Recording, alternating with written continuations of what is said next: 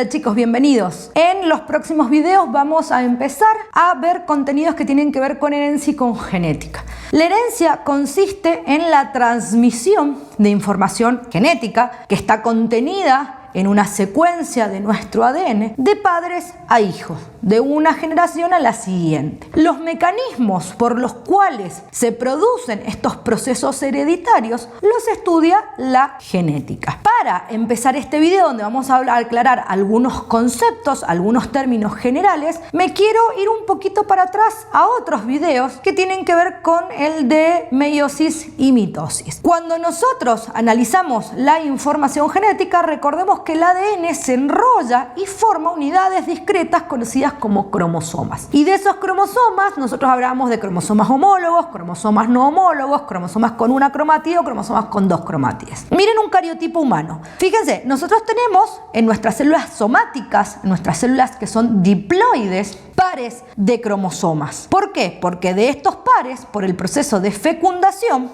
uno de estos cromosomas había sido heredado por la madre y el otro cromosoma lo aportó el padre. Entonces, en el caso del ser humano, yo tengo 23 pares de cromosomas, o sea, 46. Para seguir, yo tengo acá dos dinosaurios un poco extintos que son de la misma especie. Hay características similares y tienen características que son diferentes. Por ejemplo, yo puedo decir, uy, los dos tienen cresta y la cresta encima es rosada. Entonces yo puedo decir que hay una característica hereditaria inscripta en su ADN que va a ser el gen que codifica para el color de la cresta. Ahora, también si yo miro un poco, puedo decir, bueno, tiene 4 patas, los dos tienen colas y tienen cuernos. Pero este tiene cuernos y este no tiene cuernos. Entonces yo puedo decir que hay un gen que codifica para la presencia o ausencia de cuernos. Vamos a llamarle el gen cuernos. ¿Qué pasa con los homólogos? Cuando yo tengo un par de homólogos, lo que codifican es para la misma característica. Si el cromosoma amarillo lleva el gen que codifica para el color de la cresta, el cromosoma rosado también necesariamente tiene que llevar el gen color de cresta. Ahora, puede ocurrir que las variantes de esa característica sí sean distintas entre los homólogos. Entonces, puede ocurrir que el cromosoma que me aportó mi mamá lleve la característica con cuernos, acá en puntitos, pero el que me aportó mi papá diga sin cuernos. Entonces, los homólogos que están presentes en nuestras células somáticas codifican para el mismo rasgo, codifican para la misma característica, pero no necesariamente tienen que decir exactamente lo mismo de esa característica. Pueden decir lo mismo o pueden decir cosas diferentes de una característica en particular que sí o sí tienen que llevar los dos. Fíjense, yo acá tengo cromosomas con dos cromátides. Soy Florencia, soy yo, pero puedo tener dos manos o puedo tener una sola mano. Sigo siendo Florencia. Con las cromátides pasaba lo mismo. Recuerden que estas cromátides son el resultado de la replicación del ADN durante la fase S. Por lo tanto, si esta dice color de cresta, necesariamente esta tiene que decir color de cresta. Pero aparte de eso, tienen que decir lo mismo. Si esta dice rosa, esta dice rosa. Y en el caso, por ejemplo, acá de la otra característica, que es la presencia o ausencia de cuernos, si esta me dice con cuernos, esta también me tiene que decir con cuernos. Entonces, las cromátides hermanas de un mismo cromosoma no solo codifican para la misma característica, sino que dicen lo mismo de esa característica. ¿Por qué es importante esto? Porque recordemos que durante la meiosis, durante la formación de las gametas, ocurren dos procesos. El primer proceso es que los homólogos pueden intercambiar segmentos entre sí.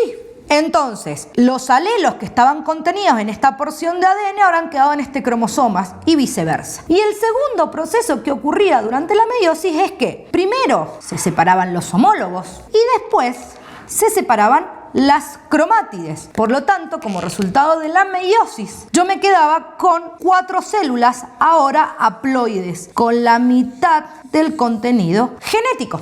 Dicho esto, volvamos con nuestros dinosaurios. Me quedé con genes. Estos genes, estos fragmentos de ADN que codifican para determinados rasgos, codifican entonces para caracteres. Vamos a darle vuelta. Un carácter entonces es un determinado rasgo hereditario cuya información está contenida en nuestro ADN. Ahora, observen que estos genes que van a manifestarse por medio de caracteres tienen variantes. Entonces yo puedo decir rosa o negro, o puedo decir con cuernos o sin cuernos. ¿Qué significa esto? Que estas variantes de un gen reciben el nombre de alelos. Analicemos a este bicharraquito en este caso. Yo voy a ir poniéndole letras que ya vamos a ir viendo en esto y en los próximos videos qué significan. Ahora confíen en mí que estoy poniendo la letra adecuada. Yo veo que tiene una cresta rosa. A la cresta rosa le voy a poner R minúscula. Mientras que a la cresta negra, que ninguno de nuestros individuos tenía, le voy a poner R mayúscula. Es importante esta diferencia entre mayúscula y minúscula. Veamos, este tiene cuernos, entonces yo a la presencia de cuernos le voy a llamar A mayúscula. A la ausencia de cuernos le voy a llamar A minúscula. Si yo tengo que describir a este bicho en sus células somáticas, recordemos que yo por cada cromosoma tenía un par de homólogos. Por lo tanto, para cada característica de este individuo, yo siempre voy a tener dos alelos que van a interactuar. Uno que me aportó la madre,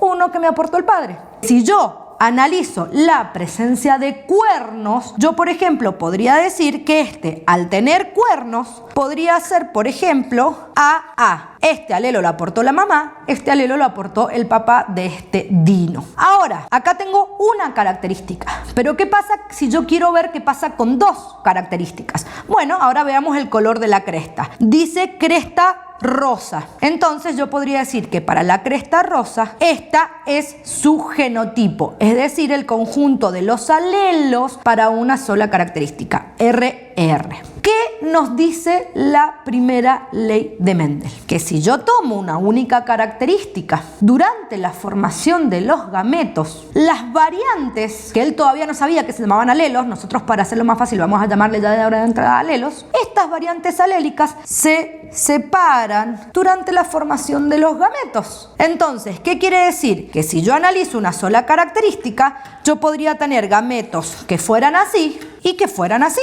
Y si yo ahora analizo esta otra característica solita, podría tener gametos que fueran así o gametos que fueran así. Evidentemente, para la característica color de cresta, todas las gametas van a llevar la misma información. Sin embargo, para la característica presencia o ausencia de cuernos, el 50% de las gametas va a llevar este alelo, mientras que el otro 50% de las gametas va a llevar este alelo. Entonces, la primera ley de Mendel lo que analiza es cómo se heredan, cómo se forman las gametas y por lo tanto, cómo se van a heredar cuando tengo un solo carácter. Dijimos, durante la formación de los gametos, los alelos se separan para formar justamente estas gametas. La segunda ley de Mendel lo que analiza es qué pasa cuando tengo dos características que están interactuando. Y entonces un poco volvamos ahora a esto que vimos. Fíjense que producto del crossing over, este alelo que antes estaba en este cromosoma ahora quedó en este y este se vino para acá. ¿Qué quiere decir? Que la probabilidad de que el alelo cuernos hubiera quedado con cresta rosa es la misma probabilidad de que el alelo sin cuernos hubiera quedado con la cresta roja. Lo que nos dice la segunda ley de Mendel es que cuando se forman las gametas, la segregación de estos alelos, la separación, es independiente de la separación de estos dos alelos. Por lo tanto, yo acá voy a hacer una cruza de alelos. ¿Por qué? Porque este A mayúscula se puede ir con este o se puede ir con este. Y este A minúscula se puede ir con este R minúscula y este alelo se puede ir con esto. Estamos hablando siempre en términos de probabilidades. Entonces, las dos leyes lo que explicaban era lo que pasaba con la meiosis, aunque él no lo sabía. La primera ley, lo único que hace referencia es cuando tengo una sola característica. La segunda ley hace referencia a cuando tengo dos características que considerar. Pero las dos nos están diciendo lo mismo, que del par de homólogos que yo tengo en un individuo diploide, durante la formación de los gametos segregan, se separan y por lo tanto quedan gametas haploides, que después se van a mezclar de vuelta para restituir por medio de la fecundación un nuevo individuo diploide. Para terminar, quedó un poco hablar de fenotipo y de genotipo. Genotipo entonces es la constitución genética para una determinada característica. Por lo tanto, si yo lo llevo a letras, el genotipo para un determinado carácter siempre va a ser dos alelos diferentes. Eso es genotipo. Ahora, la forma física en la que se manifiesta ese genotipo recibe el nombre de fenotipo. Volvamos sobre el caso de este dinosaurio. Fíjense que para el temita de sus cuernos, yo tenía dos alelos en sus genes. Un alelo que decía con cuernos, un alelo que decía sin cuernos. Cuando esto ocurre, el genotipo va a ser A mayúscula, A minúscula. Pero el fenotipo va a ser cuernos. Tiene cuernos. Manifiesta el rasgo cuernos. ¡Nos vemos!